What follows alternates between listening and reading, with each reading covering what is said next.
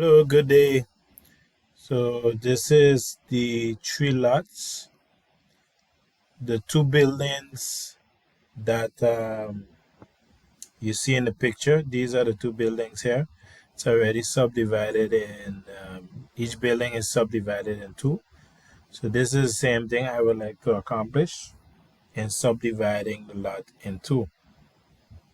So this is the example. Um, so basically the building that you see, they have it until floor one and two. The basement level, they just filled that. So the option could be that this will be could be a parking, or it can be a small one bedroom.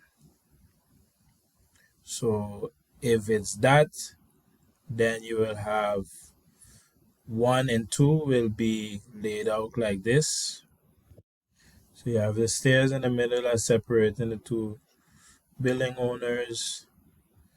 So you enter, you have dining, living, and then the two bedroom and two baths.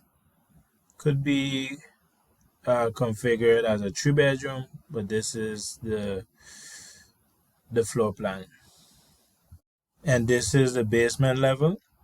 So again, this could either be parking or it could be a one bedroom apartment, for example.